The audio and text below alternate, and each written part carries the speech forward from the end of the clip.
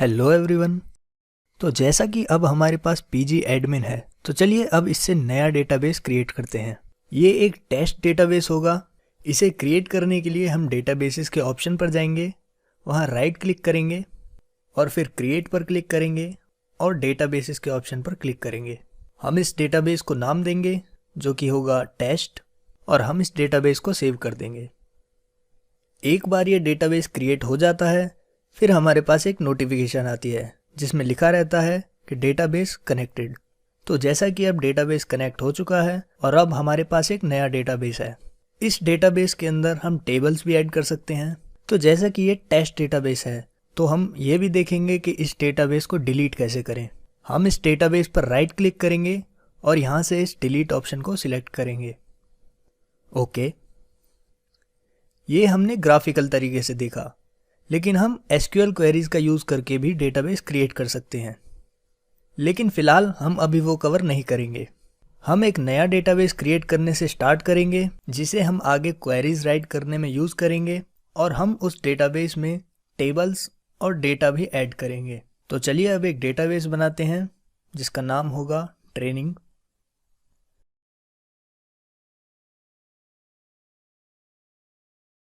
यहाँ पर second line है ओनर। ये यूज़र है जो कि डेटाबेस क्रिएट कर रहा है। यहाँ और भी यूज़र्स हो सकते हैं जिन्हें आप अपना डेटाबेस एक्सेस करने के लिए दे सकते हैं। हम यूज़र्स और उनके राइट्स असाइन करने के बारे में आगे के पार्ट्स में लर्न करेंगे। अभी के लिए इस डेटाबेस का ओनर पोस्टग्रेस है। इसे सेव करेंगे। अब आप देख सकते हैं कि ट्रेनिंग डेटाबेस क्रिएट हो गया है। अब इस डेटाबेस में हम टेबल्स ऐड करेंगे। तो ये ट्रेनिंग डेटाबेस कस्टमर्स और प्रोडक्ट्स और ट्रांजैक्शंस जो कस्टमर कर रहे हैं, तो ये उनका डेटा बन जाएगा। तो हमारे पास इस डेटाबेस में 3 डिफरेंट टेबल्स होंगे। पहला टेबल होगा कस्टमर्स का, जो कि कस्टमर डेटा कंटेन करेगा। सेकंड टेबल होगा प्रोडक्ट्स का, जो कि प्रोडक्ट्स का डेटा कंटेन करेगा। और थर्ड होगा ट्रांजैक्शन। जैसे एग्जाम्पल के लिए कस्टमर ए प्रोडक्ट बी खरीद रहा है, तो उसमें कस्टमर ए और प्रोडक्ट बी और उनके ट्रांजैक्शंस की डिटेल होगी। तो हम ये 3 टेबल्स क्रिएट करते हैं और इनमें डेटा ऐड करते हैं। टेबल क्रिएट करने के लिए हम क्रिएट टेबल कमांड यूज़ करेंगे। तो ये कमांड राइट करने से पहले इस कमांड के सिंटैक्स और एग्जाम्पल्स देख लेते हैं। तो जब हम एक टेबल क्रिएट कर रहे होते हैं, तो इसको अच्छे से डिज़ाइन करना ज़रूरी है। वेल डिज़ाइन टेबल सिर्फ रिक्वायर्ड स्पेस ही घेरेगा और ये क्वेरीज का रिस्पॉन्स भी जल्दी देगा। तो क्रिएट कमांड का यूज़ करके टेबल क्रिएट करने के लिए हमें टेबल को नाम देना पड़ेगा और उस टेबल के सभी कॉलम्स और डेटा टाइप्स को भी नाम देना पड़ेगा। अगर आप इस कमांड के सिंटैक्स को देखें, तो ये क्रिएट टेबल से स्टार्ट है। इसके बाद आप उस टेबल का नेम मेंशन करेंगे। उसके बाद हमारे पास एक ब्रैकेट है और इस ब्रैकेट के अंदर हम सारे कॉलम्स मेंशन करेंगे और हर कॉलम के लिए आपको डेटा टाइप मेंशन करना है जिसको वो कॉलम कंटेन करता है। हम इन डेटा टाइप्स को कोर्स के बाद वाले पार्ट में डिस्कस करेंगे। अगला पार्ट है कॉलम कंस्ट्रेंट्स डिफाइन करना। ये यहाँ मैंने स्क्वायर ब्रैकेट्स में लिखा है क्योंकि ये ऑप्शनल है। आपको टेबल डिफाइन करते टाइम सारे कंस्ट्रेंट्स देने की ज़रूरत नहीं है। तो आप सभी कॉलम्स की लिस्ट बनाएंगे और अगर कोई टेबल कंस्ट्रेंट है तो वो लिखेंगे और सेमी कॉलन का यूज़ करके टेबल कमांड को क्लोज करेंगे। क्वेरीज लिखते टाइम आप कितना भी स्पेस ले सकते हैं, यहाँ कोई लिमिटेड स्पेस नहीं होता। आप मल्टीपल लाइन्स यूज़ कर सकते हैं। जैसे आप किसी वर्ड को लिखने के बाद एंटर प्रेस करके अगली लाइन यूज़ कर सकते हैं। और क्वेरीज को सेमी कॉलन से क्लोज करना ना भूलें। आपको ये सब याद करने की ज़रूरत नहीं है। जब आप इसकी प्रैक्टिस करेंगे तो ये आपको खुद आ जाएगा। क्वेरीज लिखने में कुछ गुड प्रैक्टिसेस होती हैं। जैसे सारे डेवलपर्स कीवर्ड्स को कैपिटल लेटर्स में लिखते हैं, लेकिन ये ज़रूरी नहीं है। बट आप इसको ज़्यादा रीडेबल बनाने के लिए एसक्यूएल कमांड्स को कैपिटल में लिख सकते हैं और बाकी को नॉर्मल में। अब हम देखते हैं कि कॉलम्स के लिए हमारे पास कौन कौन सी कंस्ट्रेंट्स अवेलेबल हैं।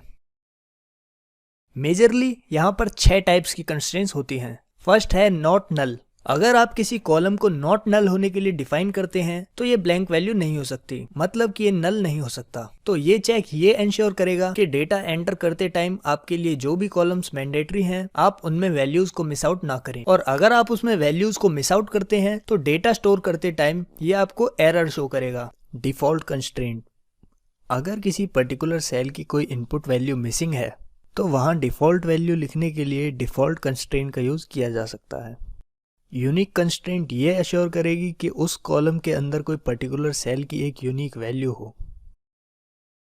चेक कंस्ट्रेंट का यूज़ करके आप एक सर्टेन क्राइटेरिया स्पेसिफाई करते हैं जिसके अगेंस्ट इनपुट किया गया डेटा चेक किया जाएगा। लास्ट टू की कंस्ट्रेंट्स हैं। इससे आप किसी भी कॉलम्स को प्राइमरी की या फॉरेन की होने के लिए स्पेसिफाई कर सकते हैं। तो चलिए इन दो टाइप्स की कीज को देखते हैं। प्राइमरी की एक कॉलम या कॉलम्स का सेट होती है जो किसी टेबल में वैल्यू को यूनिक बनाती है।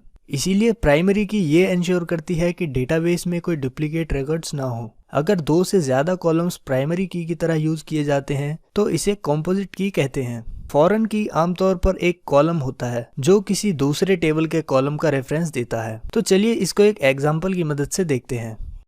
तो मानो हमारे पास एक टेबल है, कस्टमर टेबल, और ये customer ID, customers first name और कस्टमर्स लास्ट नेम कंटेन किए हुए हैं। हम कस्टमर आईडी को प्राइमरी की होने के लिए डिफाइन करते हैं और हमने हर एक कस्टमर को आइडेंटिफाई करने के लिए कस्टमर आईडी को प्राइमरी की के रूप में डिफाइन किया है। कस्टमर आईडी डुप्लीकेट नहीं होगी और हर कस्टमर पे सिर्फ एक आईडी होगी।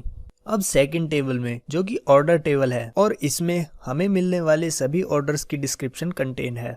ऑर्डर आईडी प्राइमरी की है। हर एक इंडिविजुअल ऑर्डर के लिए आपकी एक यूनिक आईडी होगी, लेकिन कस्टमर आईडी फॉरेन की है। इसका मतलब क्या है? इसका मतलब है कि इस कॉलम में वो वैल्यूज होंगी जो केवल कस्टमर टेबल के कस्टमर आईडी कॉलम में अवेलेबल हैं। इसमें बाकी और कोई वैल्यू नहीं होंगी। तो ये फॉरेन की टेबल कस्टमर टेबल की प्राइमरी की से रिलेटेड है और ये कस्टमर टेबल के कस्टमर आईडी में वैल्यूज के सुपरसेट से इस कॉलम में वैल्यूज को रिस्ट्रिक्ट कर रहा है। तो अगर आप ऑर्डर टेबल में वैल्यूज को इमेजिन कर सकते हैं तो यहाँ कुछ ऑर्डर ऐसे होंगे जिनकी सेम कस्टमर आईडी होगी। तो मतलब कि सेम कस्टमर डिफरेंट प्रोडक्ट्स खरीद रहा है, तो उन ऑर्डर्स के लिए कस्टमर आईडी सेम होगी। तो ऑर्डर्स की प्राइमरी की यूनिक होगी, लेकिन फॉरेन की टेबल्स में डुप्लीकेट वैल्यूज कंटेन करेगी। तो फॉरेन की में डुप्लीकेट वैल्यूज होना अलाउ है, लेकिन प्राइमरी की में ऐसा नहीं है। दूसरा, जब आप एक पर्टिकुलर ऑर्डर आईडी से किसी कस्टमर का फर्स्ट नेम और लास्ट नेम फाइंड करना चाहते हैं, मतलब एग्जाम्पल के लिए अगर मैं फाइंड करना चाहता हूँ कि ऑर्डर आईडी 1 से किस कस्टमर ने ऑर्डर किया है, तो मैं ऑर्डर टेबल में कस्टमर की कस्टमर आईडी देखूंगा। फिर मैं कस्टमर टेबल में उस पर्टिकुलर कस्टमर आईडी से उस कस्टमर का फर्स्ट नेम और लास्ट नेम देखूंगा।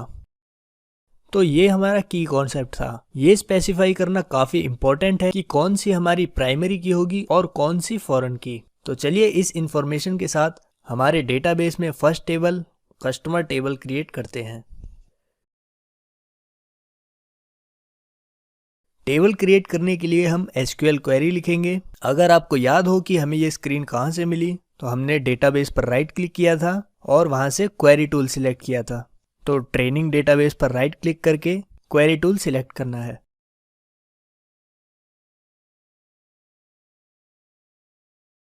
तो यहाँ हम क्वेरी लिखेंगे। हम लिखना शुरू करेंगे create table. Create table command है। इसके बाद हम टेबल का नाम स्पेसिफाई करेंगे जो कि कस्टमर टेबल होगा।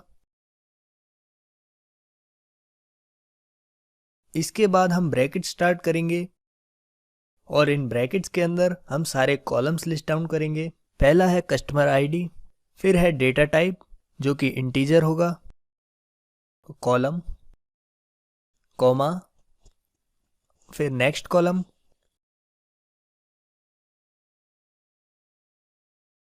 फर्स्ट नेम, इसका वेरिएबल कैरेक्टर होगा,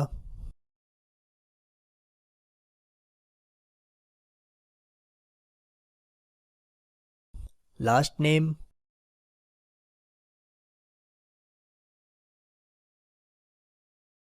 फिर हमारे पास होगा एज,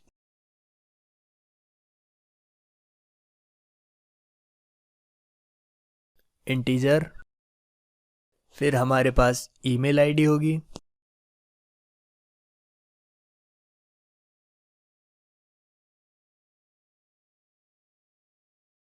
हम ब्रैकेट क्लोज करेंगे और इस क्वेरी को फिनिश करने के लिए सेमीकोलन लगाना ना भूलें। इस क्वेरी को रन करने के लिए आप या तो इस बटन को प्रेस कर सकते हैं, यहाँ आप देख सकते हैं यहाँ लिखा है एग्जीक्यूट, या फिर इस क्वेरी को एग्जीक्यूट करने के लिए F5 प्रेस कर सकते हैं। यहाँ आप लिखा देख सकते हैं क्वेरी रिटर्न सक्सेसफुली इन 172 सेकेंड्स। तो आपकी क्वेरी रन हो गई है। अब आप टेबल्स को देखने के लिए डेटाबेस में जाकर स्कीमाज, फिर public,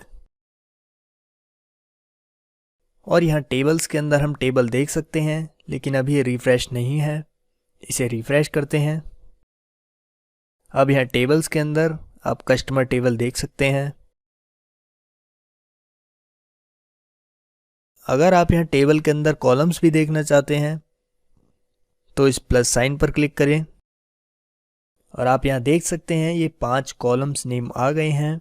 customer ID, first name, last name, as